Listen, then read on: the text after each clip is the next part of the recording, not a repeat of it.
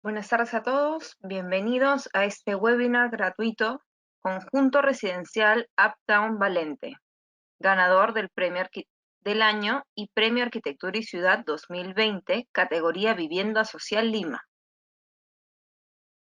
El evento tendrá dos partes. Primero será una parte expositiva y luego pasaremos a una ronda de preguntas. Si durante el evento tienen alguna consulta, podrán hacerla a través de la opción Preguntas que encontrarán en la plataforma.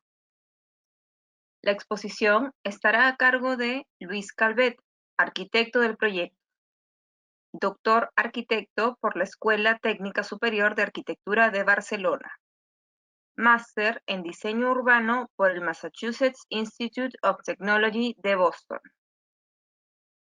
Ha desarrollado la mayor parte de su actividad académica y profesional en la ciudad de Barcelona, España.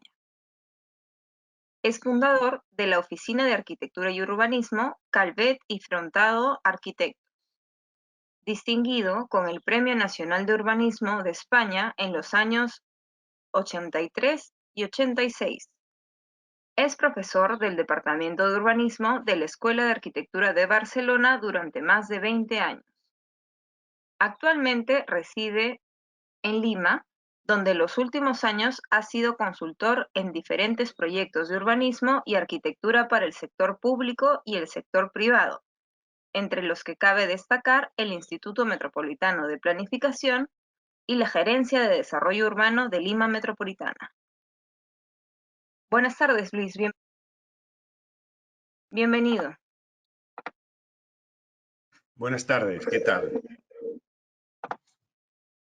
Ok, gracias. Bueno, pues voy a tratar de explicar y de resumir más que el proyecto, casi que la historia de este proyecto llamado Uptown, que para sintetizarlo un poco y para enfocar la manera en que fue abordado, yo diría que se ha de entender como, primero de todo, una propuesta urbanística que también se lleva hasta el nivel arquitectónico y, sobre todo, basado en un principio o en un criterio propositivo que de alguna manera viene a reforzar la idea de que la densidad residencial tan elevada que está soportando la ciudad de Lima, con las normativas tan especulativas que ya la acompañan desde hace muchos años, pues ha de venir como mínimo acompañado de una mejora sustancial del espacio público. Serían un poco las dos grandes temáticas que aquí vamos a intentar introducir. Como ustedes saben, o si no ya se lo comento yo rápidamente, el proyecto se sitúa en conseguido esta foto tan estupenda de lo que era el antiguo recinto ferial, la Feria del Pacífico, que desgraciadamente ya su desaparición, con elementos de una calidad importantísima. Ahora esto está ocupado por un centro comercial que no ha tenido, que ha desmontado prácticamente todo, incluso este magnífico eje que tenía hacia la Huaca y demás. Aquí vemos a la derecha un poco esta situación que explica pues este desarrollo que ustedes conocen mejor que yo, esta transformación de la ciudad de Lima, donde se han perdido pues también muchos valores, ¿no?, acumulados en la historia que hubieran servido de pautas. Pero bueno, nos encontramos en un terreno vaciado donde algunas promociones inmobiliarias ya han empezado a dejar su huella y donde podemos apreciar también, como consecuencia del terreno rústico, ¿no?, del lote o como le llamen, de la parcela rústica, la definición de este borde tan impreciso con una ciudad que poco a poco lo ha ido rellenando, ¿no? Creo que me he pasado. Cuando yo empiezo a trabajar este proyecto, justamente había estado en Lima poco, había tenido oportunidad de tener algunas conversaciones y alguna exposición con motivo de algún congreso que me acababan de invitar, y me encuentro con una lectura que todavía permanece en mí, que es esta ciudad, la ciudad que niega la calle, ¿no?, la ciudad que no entiende el espacio urbano como algo positivo y que se ha de relacionar con la arquitectura, con los usos que la arquitectura genera, ¿no? Frente a esta situación y al contexto en el que nos ubicamos, con esta indefinición urbanística de un proceso de transformación muy poco claro desde el punto de vista de un pequeño plan urbano que lo hubiera definido, sino que, esto funciona solo, un pequeño plan urbano que lo hubiera definido, vemos que aparece toda esta especie de sutura poco definida, poco clara, con alguna apertura viaria inicial, parada, algún otro trazo más débil por el otro lado y todavía una persistencia de una falta de continuidad, de un vacío, ¿no? ¿Cuáles fueron las ideas principales que pusimos sobre sobre el tapete, ¿no? Digamos, primero de todo, entender que esta pieza de ciudad no era pequeña y sobre todo que podía cumplir un papel estructurante. Perdónenme porque se ve que esta diapositiva tengo un sistema que no lo sé cómo parar, que hace que las diapositivas se cambien solas. Esto no sé por qué me pasa. Bueno, se propone una estructura para el espacio público que consiste en entender que posiblemente toda esta serie de placitas y de espacios verdes podríamos a lo mejor intentar que este nuevo elemento de estructura urbana que tenemos que de alguna forma abrir aquí para suturar estas dos partes de la antigua feria con la ciudad ya preexistente, pudieran originar como un eje cívico, como algo que le aportara un cierto valor y equipamiento a la zona, le diera más coherencia. Y con esta idea incentivar también que este modelo, que luego vamos a proponer aquí, se pudiera extender lógicamente hacia las lotes contiguos que todavía quedan por habilitar, que básicamente son dos, pero que son muy importantes para cerrar este circuito. Por lo tanto, estructura del espacio público. También fue claro el entender rápidamente que esta forma de esta organización del viario tan jerarquizado de Lima, que pasa por una jerarquizado, pero muy poco estructurado, diríamos, en las continuidades, ¿no? Donde las grandes, la supermanzana, ¿no? Que genera 400 por 600, 300 por 500, que más o menos hace que Lima se haya ido pautando de una manera irregular, pero con ese proceso en este caso nos dejaba una situación muy clara de poder intentar entender que podía tener unos ejes internos más cualificados, ¿no? Que le dieran un poco de carácter más cívico, más población, más del uso peatonal incluso, que los perímetros que son tan potentes viarios. Es decir, falta una jerarquía intermedia de vialidad en Lima, ¿no? Que luego no tiene casi continuidades entre los diferentes paquetes de urbanización que se han ido haciendo, ¿no? Por lo tanto, estos ejes se podían entender como un uso menos intensivo y más vinculado a la calidad de la ciudad, ¿no?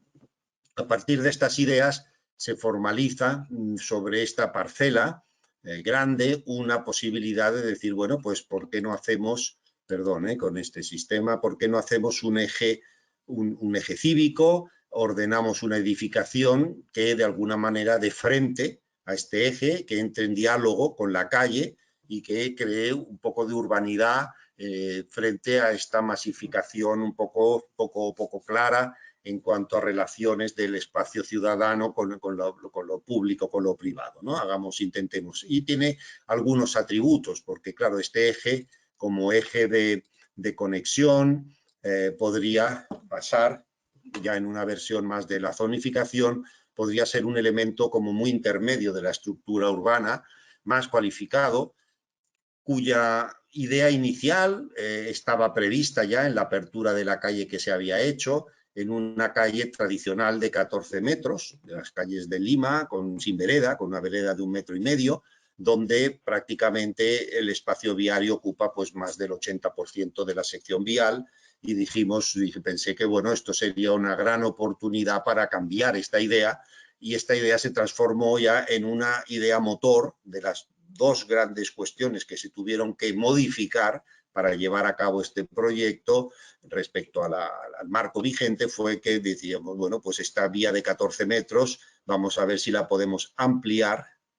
hasta 22 metros, de manera que todo este espacio que se crea asimétricamente en uno de los lados, que es el lado más de la nueva edificación, permite hacer a través de un retraso de la edificación, un retiro mayor, generar un espacio público de mayor calidad que transforme una vía colectora que llaman aquí en Lima, que sin ningún atributo de ciudad, en una combinación de espacio de uso más complejo y sobre todo más peatonal, ¿no? Indudablemente, y también aparece la figura que en ese momento ya también por cuestiones de aprovechamiento urbanístico, pues que este espacio del exterior, de la superficie, no debería, por cuestiones ya económicas de la propiedad, ya era mucho pedir, no debería poder mantener el aprovechamiento subterráneo, ¿no? Es decir, del estacionamiento. Lo que incita a una figura totalmente nueva en el Perú, que en esos momentos, en 2013, todavía estuvimos discutiendo varios años para hacer que se entendiera que podríamos trabajar el suelo y el subsuelo con diferente propiedad. Como no pudo ser, porque no el derecho urbanístico, la legislación en Perú no lo permite, cuando menos conseguimos que el suelo privado pudiera dar a la ciudad un derecho de uso público a perpetuidad, que es lo mismo que si fuera un aporte o una cesión, ¿no? Por también otro elemento del modelo, de las ideas, pues fue la idea de decir, bueno, esta edificación que va a tener un potencial importante de metros cuadrados, podríamos intentar también racionalizarla a base de 3 módulos que estaban basados en una idea de torres en L, donde se combinaran las alturas hacia el interior escalonadas, un frente que diera a la calle y al espacio público, con una parte de tipológica diferente en la coronación y unas alturas mayores en unos módulos perpendiculares, sobre todo intentando crear que esta alta densidad pudiera tener usos comerciales en la planta baja, equipamientos de las viviendas, que estas viviendas normalmente pues requieren importantes espacios comunitarios de equipamiento, y la forma de las L's permitiría unos jardines interiores bastante aprovechables, pudiera hacer que todo lo que fuera la planta baja de la edificación entrara en sintonía, en concordancia con la idea de un espacio público lineal que lo recorre, ¿no? De manera que estos serían un poco los principales principios, los principios, diríamos, ¿no?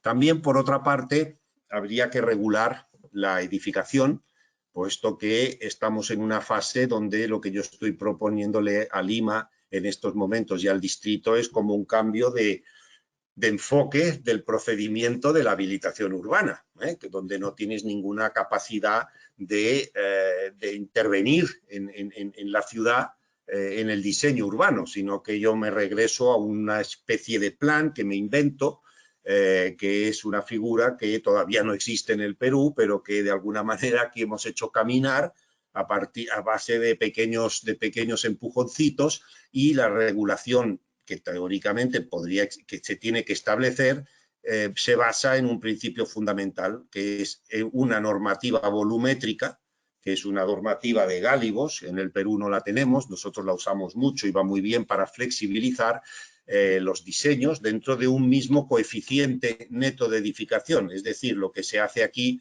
es un principio muy saludable, que hace que tanto el propietario del suelo, el promotor inmobiliario, como la ciudad puedan equilibrar un beneficio. Uno le da suelo en tipo de cesión o de servidumbre, como lo hemos llamado aquí, porque no había término jurídico claro para definirlo, de uso, servidumbre de uso público, pero la edificación que tú tenías como promotor antes de hacer esa cesión extraordinaria de suelo permitiera mantener, cuando mínimo, el mismo techo que hubieras tenido en caso de que no lo hubieras cedido.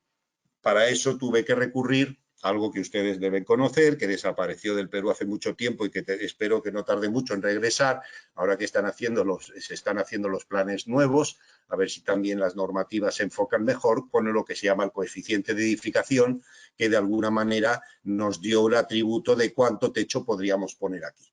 Y este techo pues se estructuró de alguna manera en la idea de los bloques en L, dejando estos patios grandes abiertos que después veremos. Fue como una reglamentación volumétrica, que es una manera de transformar un coeficiente, es decir, igual para todo el mundo, en un proyecto igual para todo el mundo en cuanto a rendimiento, en cuanto a diseño, el que específicamente se apruebe, ¿no? Que en este caso fue este. Bueno, visto esto, que eran un poco los principios, quizás lo más sustancial de la propuesta, ¿no? por lo que comporta para una ciudad como Perú, donde estamos discutiendo mucho cada día este tema, el proyecto al final, pues con todas las vicisitudes, pasa se resuelve con esta idea de planta, de las 3 bloques lineales haciendo las L's, que lo que potencian es una idea de aportes que ya estaban garantizados, los aportes mínimos, ¿no? Que se piden del 8%, a los cuales se le suma este estupendo bulevar con la intención de que generen esta nueva estructura urbana, ¿no? Y dentro de esta idea de equilibrio. El bulevar, indudablemente, se piensa en un principio como un bulevar de uso peatonal, con el vehículo minimizado a 2 carriles, incluso se piensa en que se propone una unidireccionalidad y, lógicamente, que se intensifique su uso con el comercio y la actividad cívica en la planta baja. Veremos que esto no ha sido todo tan feliz como se ha proyectado, porque han surgido muchas cosas que no han permitido, pero bueno, algo ha quedado de toda esta idea, ¿no? También la idea arquitectónica, ya que se tiene que repetir, perdónenme, se tiene que repetir el módulo. La idea es tener este orden urbano, pero que los edificios tampoco generen una homogeneidad excesiva. Hacemos 3 proyectos diferentes ya con toda la idea bien definida, más un cuarto que aparece en la fachada de enfrente, que es más chiquitito porque está en la zona RDM, y que también genere una cierta diversidad tipológica, que ha sido otro de los temas que con los promotores se han discutido mucho a lo largo de estos años en los que se ha ido desarrollando este proyecto, ¿no? De alguna manera, la filosofía del proyecto es la integración de los edificios en la forma urbana, es decir, esta disociación tan fuerte que está teniendo la vivienda masiva, la vivienda, vamos a decir, sobre todo social, en grandes conjuntos autónomos de la trama urbana, era lo que se quería aquí revertir, ¿no? Para, de alguna forma, dar un mayor control social del espacio público, mientras los edificios no se abran y no incorporen usos mixtos y demás, pues siempre habrá esta divisoria tan fuerte de la seguridad y demás, que cada vez va aumentando, ¿no? La única manera de revertir lo que conozcamos hoy día es volviendo a los cánones más tradicionales, donde los edificios dialogan con la ciudad básicamente por los usos, ¿no? Que tienen en las plantas bajas. Esta era la idea de este proyecto, ¿no? Incluso esta diversificación, esta es la última torre, pues que también se van a... Esto es todavía renders, ¿no? A partir de aquí, ya para ir cerrando el tema, es la realidad en proceso, porque todavía estamos en proceso, y es una realidad pues que la verdad ha dejado algunas cosas interesantes, otras no se han podido conseguir, y esto es lo que también a mí me aporta como discusión, creo que abierta, deja una discusión abierta sobre, perdón, otra vez, sobre este proyecto. Aquí ya vemos la apertura del nuevo espacio público, que va desde esta alineación hasta esta. La construcción del proyecto avanza en los 2 sentidos. Tendrá que seguir hasta empalmar con Brígida Silva, allá al fondo, recorriendo ya el último tramo de la Feria del Pacífico y empalmando con el Totus, que también puede generar una fachada trasera más importante. Aquí quedan todavía algunos solares, y donde, de alguna manera, venimos a decir, bueno, pues que la promoción de vivienda social con espacio público de la mejor calidad que se pueda debe ser una aspiración legítima de la ciudad, y por lo tanto creo que tiene que venir reflejado en todas las normativas y en todos los procesos de proyectación, aun cuando las densidades, ya lo vuelvo a repetir, son extremadamente abusivas. En el Perú tenemos en Lima unas densidades enormes, ¿no? No somos conscientes porque todavía no se ha... Bueno, sí somos conscientes, pero cuando se vaya implementando más y más esta transformación, la iremos sufriendo cada vez más, porque la densidad global va a ser muy, muy, muy, muy contundente. Aquí vemos pues algunos aspectos de este proceso, ¿no? Ya vemos que ha desaparecido, para mí ha sido una pena, la planta baja comercial con toda esta relación, han vuelto a aparecer los cercos tradicionales, la separación de lo público y lo privado, esta falta de alegría urbana que te trae, sobre todo en un eje que potencialmente lo hubiera podido acumular yo creo, con relativa facilidad. Tampoco yo entiendo que no es una ciudad que está muy volcada sobre eso, pero yo creo que si no empezamos a hacer los edificios, pero claro, no hay ninguna normativa que te obligue, por lo tanto, al final es un tema de rendimiento económico, de comercialización, pesan otros parámetros, ¿no? Vemos también aquí ya el primer edificio, que también ya de arquitectura la verdad es que tuvimos algunos fracasos importantes, todo hay que decirlo, porque no se hizo lo que se pensaba en una primera etapa. Vuelvo para atrás, donde eso sí, la forma en L pues ha permitido generar unos espacios colectivos para esta alta densidad, bien orientados y que dan un fuerte interés para la utilización del suelo libre de la ciudad, ¿no? Que deja tanto privado como público.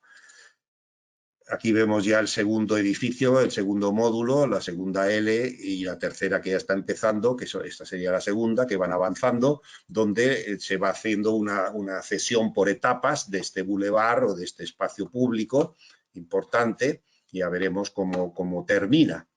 Y este sería ya la segunda torre grande de estas altas de Enel que se está construyendo. Y básicamente con esta fotografía quería terminar, que nos está enseñando esta situación de urbanismo de pequeña escala o de mediana escala, que creo que en Lima tiene que empezar a trabajarse mucho, también por supuesto el de la gran escala, donde vemos pues esta sutura, ¿no? tan poco definida, que ahora a partir de esta intervención, aquí vemos uno de los módulos, otro, este bulevar que ya va a tener que continuarse. Incluso vemos la posibilidad enorme de que los centros comerciales empiecen dentro de la ciudad, empiecen a pensar en que estos espacios urbanos lo único que hacen es, estos espacios habría que empezar a darles un poco de calidad también, ¿no? Como espacio libre, como edificios de servicios, como lo que fuera, ¿no? Yo creo que no se tardará mucho en darse cuenta de que el suelo tiene una presión también de valor y esto a lo mejor también mejora algunas cuestiones, ¿no? Vemos, por lo tanto, este proceso inconcluso, que tampoco hemos encontrado una figura urbanística que obligara a que todos los propietarios estuvieran al unísono. También ha sido otro de las limitaciones grandes que hemos tenido en este proyecto, pero bueno, como quien dice aquello, algo planifica, ves haciendo que algo va quedando, ¿no? Yo creo que al final el proyecto pues se ha movido en esos parámetros, ¿no? Y básicamente, pues básicamente es esto, ¿no? No es un proyecto que tengamos que explicar, me parece muchas más cosas, quizá tiene otras, ya preguntarán ustedes, me parece que he tardado muy poquito en explicarlo, pero bueno, preferiría discutir si hay alguien que tiene que hablar o consultar. Gracias, Luis, por la exposición. Invitamos a los asistentes a hacer las preguntas que tengan sobre el proyecto o cualquier consulta que puedan tener. Luis, me parece que se ha colgado tu cámara.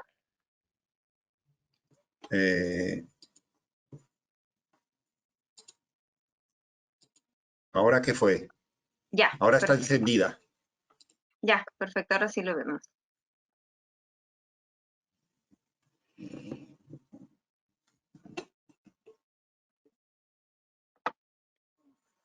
Bueno, Luis, vamos a empezar con las preguntas. Dejo la presentación para que puedas mostrar alguna imagen en caso quieras especificar algo. Claro. Bueno, muchas gracias por tu Perfecto. exposición. Te saluda Elohim Monard te pregunto, si pudieras subrayar algunas lecciones o prácticas para futuros proyectos en beneficio de la ciudad, ¿cuáles serían estas prácticas? Hola, ¿qué tal? Buenas noches, Elohim. Buena pregunta. Difícil de contestar en poco tiempo, pero buenas prácticas para una ciudad creo que va a requerir una concatenación de formas de hacer las cosas. Creo que por una parte va a ser, y llevamos algunas personas, y yo particularmente mucho tiempo ya en Lima o bastantes años insistiendo en la necesidad de que el planeamiento urbanístico adquiera una figura relevante vamos a decir, en el diseño de la ciudad y sobre todo en el proceso de transformación tan potente que tiene Lima, ¿no? Y que necesita Lima, ¿no? Por lo tanto, ¿esto qué quiere decir? Que la ciudad, al igual que muchas otras ciudades, tiene que encontrar los mecanismos legales, los mecanismos jurídicos y técnicos, que no los tiene Lima, porque no los ha desarrollado, al igual que otros contextos, para poder trabajar la escala, lo que decimos, lo que hemos venido llamando durante muchos años, la escala del proyecto urbano, la escala intermedia de la ciudad, que es donde se tienen que hacer las acciones concretas. Una cosa es la planificación o el planeamiento de gran escala, que es imprescindible, también lo tenemos que hablar, pero sobre todo, y además, tiene que entrarse en el planeamiento, en la planificación de actuación. Y esto requiere una nueva lógica, unas normativas que estén enfocadas de otra manera y que hagan que tanto el sector público como el privado puedan encontrar también elementos de cohesión y de encuentro mucho más próximos a los intereses comunes que son al final la ciudad y el ciudadano. Entonces yo creo que estas buenas prácticas se tienen que hacer haciendo. Es decir, mientras no hagamos o no se haga, no pasará nada. Entonces hay mucha discusión, mucho escrito, mucho papel, pero al final lo que no hay es cambio. Entonces creo que aquí se tiene que modificar. Claro, el sector público es quien más ejemplaridad tiene que dar y quien más facilidad tiene que poner para que los privados también se apunten a esa idea. Estoy convencido de que los buenísimos arquitectos que hay en el Perú y en Lima y la manera de... hace falta unos cambios, pero que se tienen que dar. Yo diría que esos son los que apuntaría. Esencialmente, por decir algunos temas, pues garantizar unos estándares de calidad que no se tienen. Cuando hablamos de estándares, hablamos de lo que ustedes llaman aportes, de alguna forma, que la ciudad, a medida que se haga, vaya también encontrando siempre una mejora. Y la mejora no es tan clara en los procesos que se está dando ahora. Es decir, que densificación o reforma tendría que venir acompañado de mejora. Y yo no acabo de ver todavía dónde está la mejora. Perfecto, gracias Luis. Otra consulta que tenemos es, ¿de qué manera se plantea la propuesta en el eje Padre Urraca? Me parece fenomenal la pregunta. Esa es otra de las desgracias de este proyecto. Si se fijan, es que claro, todo siempre llueve sobre mojado, ¿no? Diríamos cuando, a ver en qué imagen se ve esto. Aquí quizás se va a ver bien. Bueno, aquí se ve bien, más o menos. Voy a ponerlo en grande.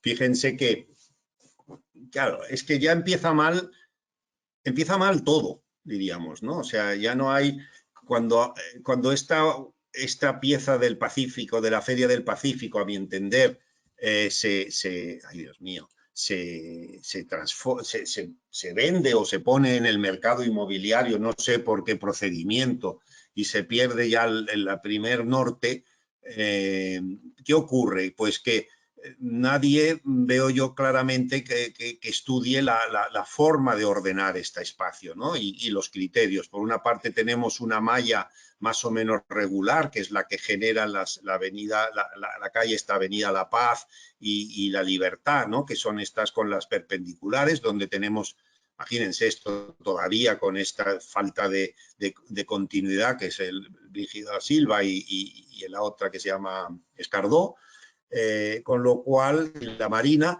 vemos que esta idea de malla, que por otra parte tiene aquí un giro, ¿no? Con esta calle que es Padre Urraca, pues ya nadie ha diseñado un plan para que todo esto se organice de una manera estructural, ¿no? Y haya ya unos estándares y luego se pueda de alguna manera hacer que las propiedades privadas ejecuten sus partes, ¿no? Una vez que se haya entendido, porque fíjate que Padre Urraca viene por aquí, pero es que aquí ya ni conecta, esto ha tenido que ser un invento de una mala forma, con lo cual Padre Urraca, que está hipotecada con esta sección vial que se hizo aquí, que es la que les he enseñado en la foto anterior. A ver si aquí puedo ir a la anterior. Bueno, es igual que esta. O la trama que no es capaz de penetrar, pero tampoco es que no está muy clara esta relación, ¿no? Entre esto y esto.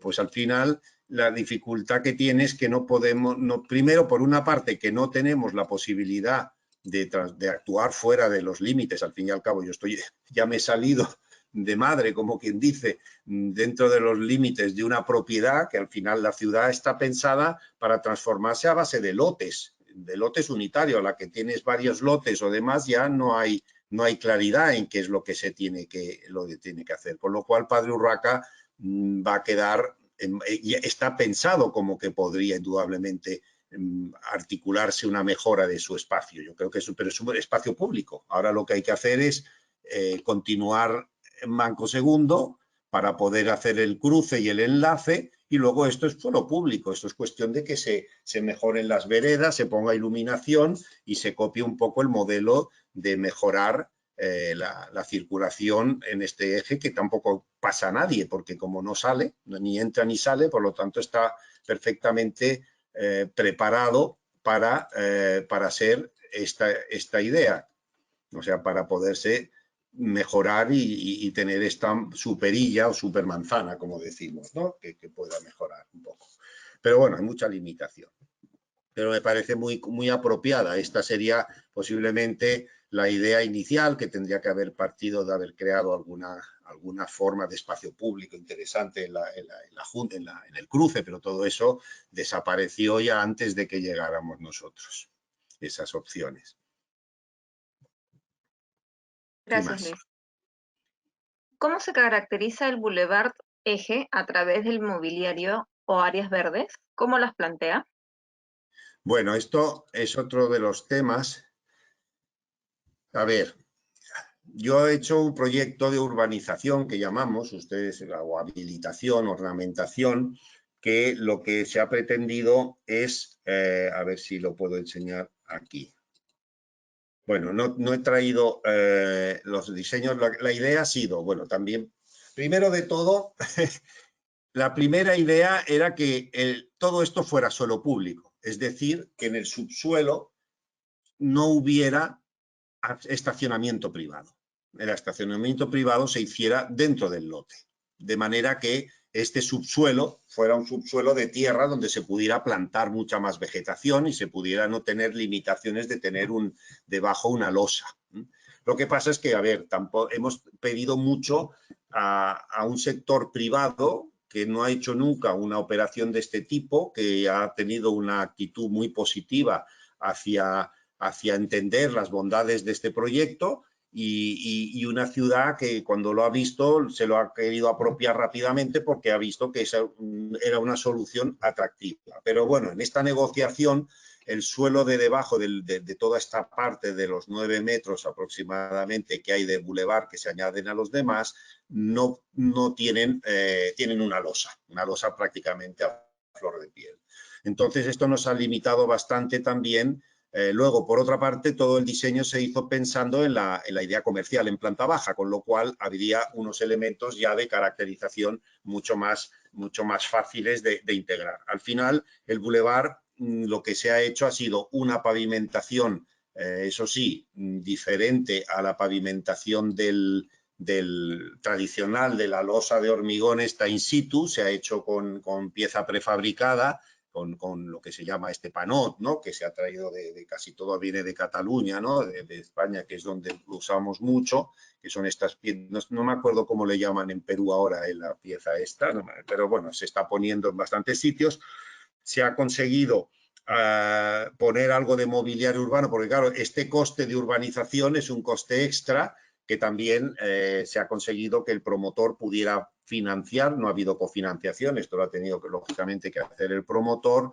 Hay una idea de paso libre al final, con una relación que no es la deseable ni la en un principio, y eso sí, hay todo un sistema de vegetación lineal con un mobiliario urbano justito, con iluminación peatonal, iluminación de carros y una idea de espacialidad la mejor posible. Por ejemplo, también aquí hay unas piezas de espacio público que tendrán algunos pavimentos de diferentes colores para juego de niños, de estos pavimentos blandos, pero no hay estándares, es decir, que al final esto es una estira y afloja con el coste porque la municipalidad, por ejemplo, no tiene estándares de urbanización, ¿no? Esto es una cosa curiosa, ¿no? Cuando una ciudad tiene que diseñar o exigir a un promotor un espacio público porque lo tiene que ceder o por lo que sea, normalmente tiene que haber una mayor exigencia en el diseño y incluso en el coste, ¿no? de inversión en ciertos elementos. Aquí el promotor ha hecho un esfuerzo muy grande porque ya estábamos fuera de los límites previstos, pero aún así con todo hay algunos elementos que seguramente tendrían que ser más exigentes la municipalidad. Pero bueno, algo de espacialidad y de vegetación, eso sí, hemos intentado que pudiera haber toda una vegetación lineal que nos diera sombra, hay unas 3 pérgolas también, y esto por lo menos generará un sistema. No os he puesto el diseño de esto porque tampoco está todavía construido, porque están en fase de ejecución, ¿no? La idea es un poco esta que se ve aquí, ¿no? De crear un elemento donde te puedas sentar, puedas estar, puedas ir en bicicleta, puedas pasear y puedas de alguna manera pues tener un poco de actividad urbana, ¿no? Okay. También árboles de diferentes tipos se han plantado. Algunas vegetaciones en la primera parte se han plantado, pero están claro, también hay que tener en cuenta problemas del riego, porque no se ha puesto riego por goteo. El riego se tiene que implantar como un estándar en la ciudad. No se puede seguir haciendo una ciudad que queremos que tenga árboles y no se le ponga riego por goteo, ¿no? Pero claro, todavía no hay esas exigencias. Ok. ¿Qué lineamientos sociales se debe tener en cuenta para la supermanzana? ¿Para cuál? ¿Para la que estamos haciendo en Barcelona o lo que hemos hecho aquí? Bueno, si hablamos de supermanzana, me parece, no sé si esa pregunta va dirigida un poco a la idea de las supermanzanas, que están tan de moda ahora y que en Barcelona estamos ensayando ya 3 o 4 experimentos bastante exitosos, contradictorios. No sé si la pregunta va más bien dirigida a eso. Aquí no hay esa discusión todavía, porque no tendría que poner otra diapositiva que no tengo aquí preparada, pero la supermanzana, si ahora nos imaginamos que esto es una supermanzana, en principio las tesis que están trabajándose más en Barcelona es que justamente como en Barcelona tenemos lo contrario, tenemos mucha calle, lo que va muy bien para la estructura urbana, pero muchas veces aquí en Lima no hay calle, es que aquí no hay calles, eso son callecitas que no conectan con nada, son pequeñas estructuras de viviendas unifamiliares, por lo tanto no tienen la estructura que necesita una ciudad más compacta, más densa. Lo que nosotros tenemos es justamente que las manzanas muchas veces generan calles, mucha calle, y esas calles son importantísimas, pero el tráfico es demasiado a veces indiscriminado, tanto pasan por una calle como por otra. Entonces lo que se está haciendo, no tengo aquí ningún dibujo para enseñarlo, lo que se está haciendo es decir, bueno, si nosotros hacemos que el tráfico de paso, el grande, circule por unas perimetrales tipo esto, todo el tráfico que habría aquí dentro lo podemos jerarquizar y lo podemos hacer mucho más local, es decir, un poco en la línea de lo que Lima, ¿no? Que por una calle entras y no sabes si vas a salir a la otra, que es todos unos circuitos que solo los taxistas saben utilizar, ¿no? Y que también es una contradicción. Pero en el caso de Barcelona lo que estamos haciendo es peatonalizar algunas de estas calles. Por ejemplo, estos ejes a lo mejor se han peatonalizado, se están trabajando la calidad del espacio público muchísimo, se está poniendo mobiliario urbano, se está ocupando el espacio del vehículo a base de dárselo al peatón, diríamos, ¿no? Pero sobre el espacio que ya tenemos, no hace falta, ya tenemos calles de 20 metros todas, ¿no?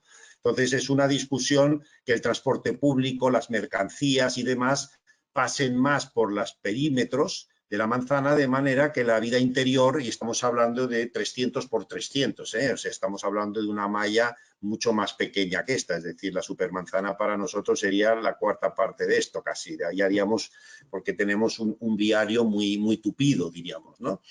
Con la malla del ensanche Cerdá que llamamos, ¿no? Entonces, ahí hay una discusión muy interesante donde se están mezclando criterios de sostenibilidad, criterios de lineamientos, como dices tú, de menos contaminación, menos ruido, mayor peatonalización, mejor uso del espacio público, del espacio libre, que muchas veces es la calle, no siempre son los parques, ¿no? Las calles, también los cruces de las calles están sirviendo para generar unas nuevas plazas, porque tenemos unos cruces que, como sabréis, los que habéis visto un poco Barcelona, están cortados en chaflanes, ¿no? Con lo cual se genera cada cruce una plaza. Y la idea de sostenibilidad está entrando mucho ahí y donde se está canalizando mucho la inversión en mejorar esos espacios internos, ¿no? Esos conjuntos, ¿no? Pero que no son guetos, cuidado, esos están totalmente, al contrario, están permeabilizando la ciudad todavía más, porque están haciendo entre unos y otros ejes verdes más potentes, ¿no? Que también se están diseñando, se están conectando todos ellos. Es decir, lo que se está haciendo es peatonalizar todavía más, si cabe, una ciudad que ya tiene unas veredas enormes, pero que se está todavía sacando más el vehículo, sobre todo en las áreas más centrales que están muy friccionadas por el tráfico. Los lineamientos suelen ser esos. Claro, tienen ventajas e inconvenientes, porque claro, el comercio, por ejemplo, el comercio siempre busca la accesibilidad y la visibilidad del automóvil. Entonces, se está viendo, si no tenemos cuidado, que los interiores de estas macromanzanas a lo mejor empiezan a perder calidad comercial, de este comercio de barrio, ¿no? Que vive también en las plantas bajas y que hace tan buena la ciudad, tan apetecible, ¿no? De caminarla y demás, porque claro, van a ser más atraídos por los perímetros viarios, o siempre hay algunos desajustes, pero la cuenta de resultados, de momento, por los varios ejemplos que hemos hecho, están funcionando muy bien y seguro que la ciudad va a seguir trabajando en esta línea por los próximos años. Me parece que esa era un poco la idea de la pregunta. Sí, gracias, Luis. ¿De qué manera el diseño del edificio compensa la densidad poblacional perdida al cederlo en espacio público? ¿Puedes repetir? ¿De qué manera el diseño del edificio compensa la densidad poblacional perdida al cederlo en espacio público? Bueno, es que me parece que la frase tiene algo que no me funciona en mi entendimiento. Aquí no ha habido pérdida de densidad poblacional, que creo que la frase dice. La densidad, o sea, lo que aquí hay de diferente, mejor o peor, yo creo que espero que para mejor, es que este lote, antes de hacer nada, tenía una cantidad de edificación y por lo tanto una densidad, si lo traducimos a un estándar de vivienda, ¿no?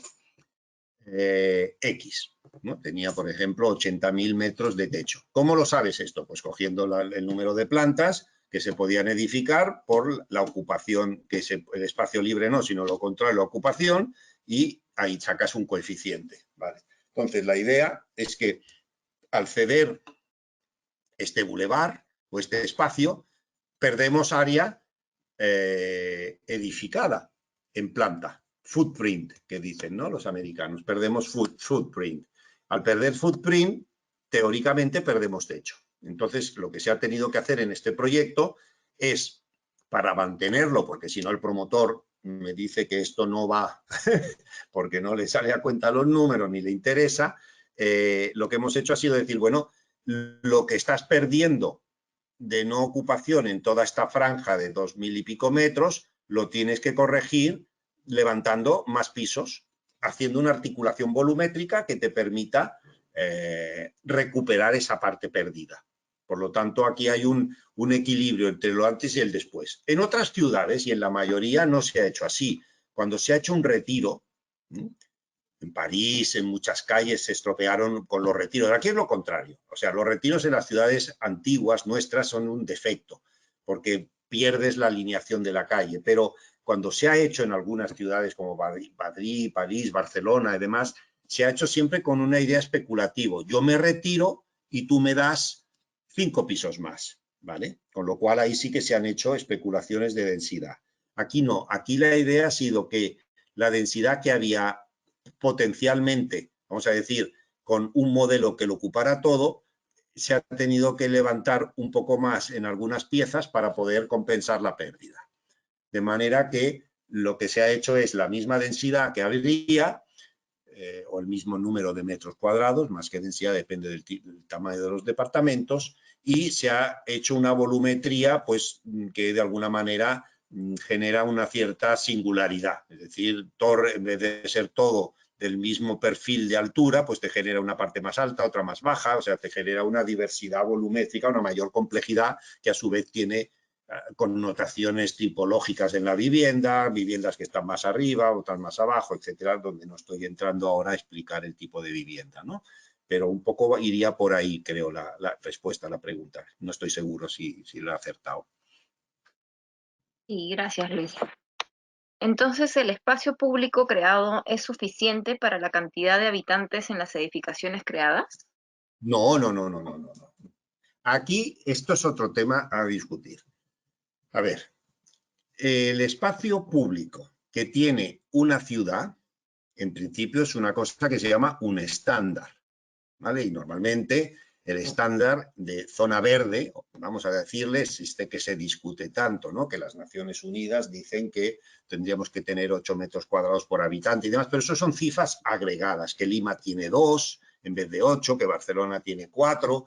A ver, 8 seguramente no la tiene ninguna ciudad del mundo, ¿no? Pero una cosa es lo deseable. Ahora, igualmente todas las ciudades tienen que tener unos estándares.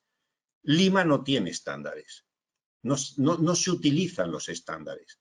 Cuando en otros países, y en España donde está muy avanzada la legislación urbanística y lo que hacemos en este sentido, está muy claro que cuando tú creas X número de viviendas o X número de personas que viven, tú tienes que generar X número de metros cuadrados. No cuando estás haciendo un lote entre medianeras, sino cuando estás haciendo una operación urbanística, donde tienen que haber lo que se llaman cesiones o aportes. Desgraciadamente en el Perú esos aportes están fijados en porcentaje, si se fijan. No están fijados en relación a tantos metros cuadrados por vivienda. Nosotros, por ejemplo, tenemos mínimo 20 metros cuadrados por cada 100 metros cuadrados de techo edificado. O sea, tenemos unos estándares altísimos. Y en el Perú luego hay otro problema, que es otro tema que también incide en el problema de la vivienda social, que es que cuando tú vas a la vivienda del Fondo Mi Vivienda, resulta que los aportes, que de alguna manera son los bajísimos estándares que se tienen, los reducen al 8%. Con lo cual, quiere decir que vivienda más densa y vivienda menos, vamos a decir, de capas sociales menos cualificadas económicamente, les toca menos área verde.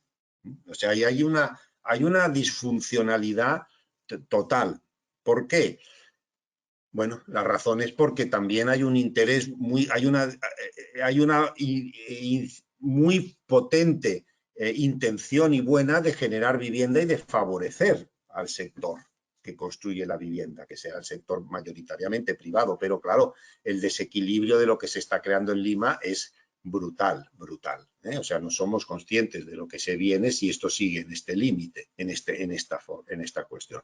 Entonces, este bulevar es simplemente lo que yo he conseguido hacer de más para que sea un poquito más amable el espacio, y ya me parece un aporte interesante, pero ojalá para mí se hicieran más así y tal, pero que también está ahí una contracción. Ahora, para nada está dándote un estándar. Ahora, está subiéndolo, eso sí. Si antes resulta que el estándar era X, ahora será X más 2000 metros, ¿de acuerdo? Pero no quiere decir que estemos cumpliendo ningún estándar que nos haya fijado nadie.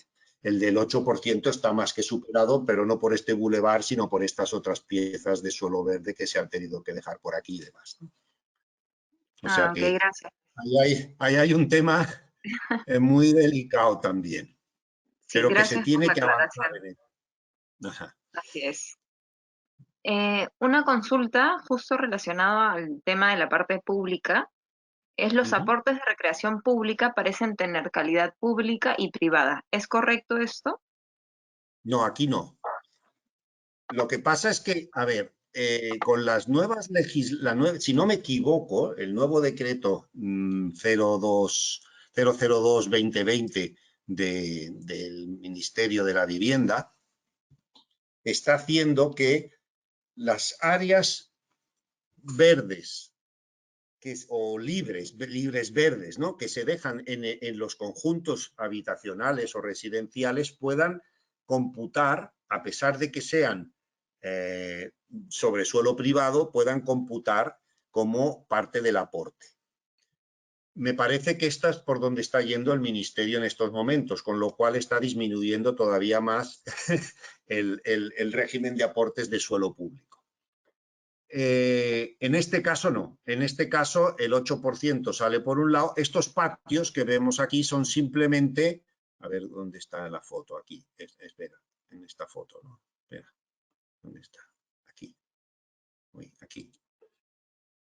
Este patio pues es el que no se edifica de la propiedad privada. Lo que pasa es que la intención, de alguna manera, al dejar estas brechas abiertas y demás, es que al final una cosa es la propiedad, la titularidad, y otra cosa es el uso. Esto es espacio privado y esto es espacio privado de uso público, pero es público, y esto es uso público. De todos modos, de alguna manera, todo esto, también por la manera de haberlo ordenado, pues genera esta posibilidad frente a lo mejor a haber cerrado estas manzanas más chiquitas, ¿no? Y haber hecho menos altura y haber cerrado por aquí, haber hecho una SUZ o lo que fuera, como habríamos conseguido. Aquí también se ha jugado con esta libertad que nos da la ordenación volumétrica, ¿no?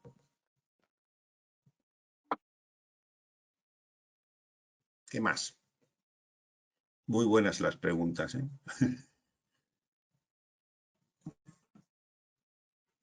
Gracias, Luis. Tenemos dos últimas preguntas. ¿Cómo Ok. se gestiona o plantea la seguridad en dicho eje al tener gran afluencia de público y ser un edificio residencial? Bueno, esto no lo podemos solucionar los arquitectos.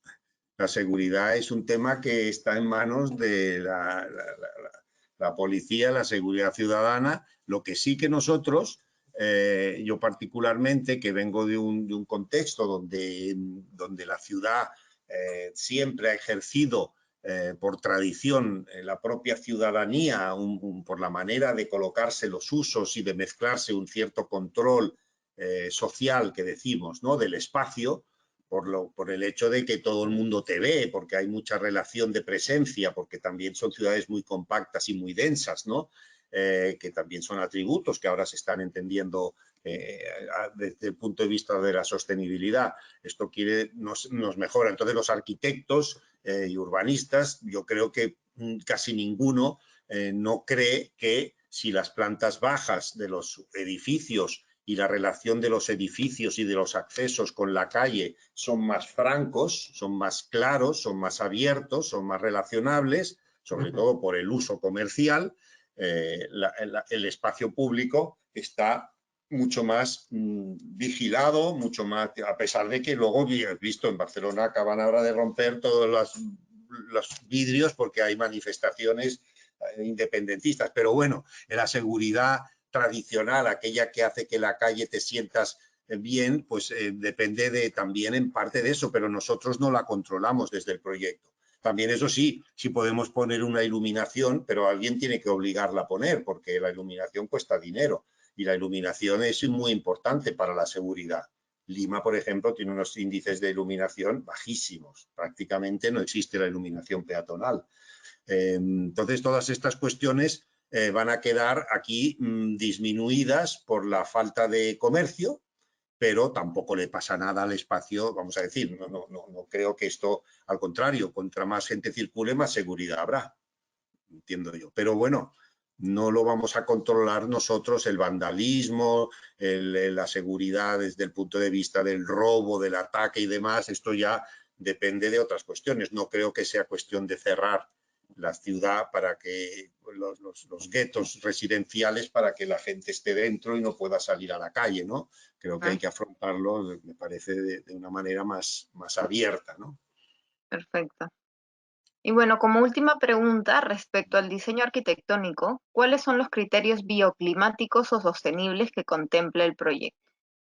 Qué bueno, ninguno, muy pocos, porque aquí, a ver, desgraciadamente, esta arquitectura, primero de todo, no hemos tenido prácticamente control de la materialidad, más allá de poner de poner la forma, diríamos, ¿no? Por un tema de coste, y estos son promotoras donde difícilmente cabe ese sobrecoste. Sí que hay la idea de los techos verdes, hay algunas cuestiones, pero no hay algunos criterios que se quisieron poner, luego se salieron de precio, que eran las lamas móviles en algunas de las terrazas y demás para hacer controlar el asoleo, poca cosa más. Aquí no hay prácticamente más allá de los techos verdes que también sirven para la subvención, no hemos podido no hemos introducido, a ver, los jardines interiores pues tienen una vegetación agradable, esto es real, diríamos, ¿no? Hemos cuidado, pero no hay tampoco no hay tampoco un proyecto sobre, no tenemos placas solares, o sea, no hay elementos que se puedan introducir hoy todavía en este tipo de proyectos por una normativa más allá del techo verde, que yo sepa. Y tampoco aquí los estándares de edificación y los costes pues tampoco permiten inventar mucho. Más bien en los sistemas pasivos, ¿no? Que habría sido donde es quizá un poco más interesante, ¿no? Es decir, hacer alguna doble piel para las mayores zonas de asoleamiento de los edificios o así, pero eso es impensable. Ya se propuso y desapareció. Ok, Luis. Y para ir cerrando, como última pregunta, ¿Ya? ¿cuánto cambiarías el planteamiento tipológico del proyecto si tuvieras que hacerlo ahora post-COVID? No, a ver, el COVID, el COVID, yo no sé, por supuesto que nos está estropeando la vida y nos está haciendo nos está haciendo repensar muchas cosas que ya han sido paradigmas hace muchos años, quizá no en el Perú, en muchos otros sitios, en las calles peatonales y muchas otras cosas las tenemos hace muchísimos años discutidas, implementadas. Lo que sí es que yo creo que justamente hay algo interesante, que esto me ha gustado mucho del Perú, y no estamos tan acostumbrados en Europa, y ahora se están empezando con otras formas, es que, por ejemplo, estos edificios grandes tienen usos comunitarios que no sé cómo funcionan cuando hay tanta gente que los usa, la verdad no sé cómo va, pero al menos, pero introducen, ¿no? O sea, estos edificios tienen piscina, tienen coworking, tienen sala de gimnasio, toda esta cosa que es un tema que en el Perú está al orden del día en cualquier proyecto de cierto tamaño residencial y no necesariamente de lujo, ¿no? Sino que incluso estos que son mi vivienda. Y eso me parece que es eso justamente ha ido muy bien o va muy bien con lo del COVID en cuanto a planteamiento de que los edificios estos tienen, no te diré una autosuficiencia en ese sentido, pero tienen espacios agradables si no puedes salir. Eso sí, las viviendas tampoco son tan pequeñitas, pero bueno, tienen las terrazas, es que no podemos hacer más terraza de la que suma no podemos hacer un metro cuadrado más. Hay que saber con que se está trabajando en un sector muy difícil, ¿no? De poder hacer más elementos, pero con lo que yo no creo que variaría grandes cosas. Yo solamente lo que haría es que lo que estaba planteado al principio, mi frustración, vamos a decir, ¿qué ha pasado aquí? Mi cierta frustración uy, Dios, ¿me estáis oyendo? Sí, Luis, ¿Aló? te Es escuchamos. que no. Vale, pues ya está. Un poco es que las plantas bajas, por ejemplo, a mí me hubiera gustado mucho que ciertos usos que están en la planta de los comunitarios, al final los hemos llevado todos dentro, ¿no? Para mí la primera idea era que estuvieran tocando a la calle. En vez de haber vivienda en la planta baja, que hubieran locales, el coworking estuviera ahí, los locales comerciales, hubiera toda esta fricción de uso que además es muy post-COVID, diríamos, ¿no? Porque a la gente trabajando más en casa, la gente no está viendo salir tanto. Claro, toda esta relación de ventana, ¿no? Que genera la planta baja del edificio con la calle, yo creo que eso es lo que yo volvería a insistir en que se hiciera. No tiene mucho que ver, bueno, ahora he perdido ya la presentación, pero la imagen de los edificios con las plantas bajas comerciales, incluso con usos comunitarios que fueran visibles y transparentes y demás, pues le daría, esto es básicamente lo que cambiaría. Por supuesto, la densidad creo que es abusiva, pero eso ya es un problema de la ciudad, ¿no? Diríamos. Perfecto, Luis. Muchas gracias por responder las preguntas del público. No sé si Uh -huh. quisieras dar algún mensaje final para ir cerrando este webinar. Pues no sé, no, pues que ha sido muy agradable tener este premio, que agradezco a Capeco que me haya también permitido presentar el proyecto y que no sé, que cualquier discusión, no sé, esto está al orden del día, es decir, me parece que estos son temas que se tienen que discutir mucho todavía, que hay una oportunidad ahora para que yo creo que no sé, ahora no soy no promociono a Capeco, pero ya que tiene estos concursos, pues yo creo que sería bueno que hubieran concursos en una categoría, difícilmente hay en el Perú de estos, que fuera un poco proyecto urbano, ¿no? Que fuera algo más que vivienda, pero que en cualquier caso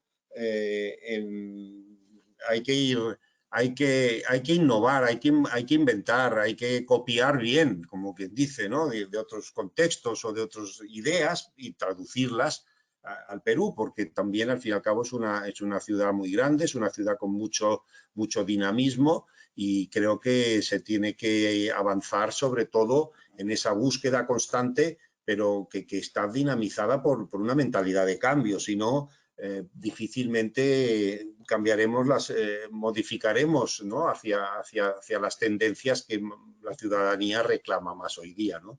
Hay mucho por hacer.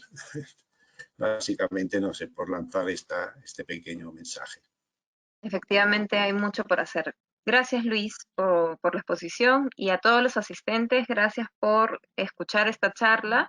Pueden seguirnos en nuestras redes sociales, nos encuentran como Capeco Perú o Capeco TV en YouTube. También nos pueden seguir en Facebook como el Premio Arquitectura y Ciudad para estar al tanto de las siguientes exposiciones y de la próxima convocatoria para el concurso. Con Muy esto bien. estamos finalizando el webinar de hoy. Buenas tardes con todos. Adiós, buenas tardes.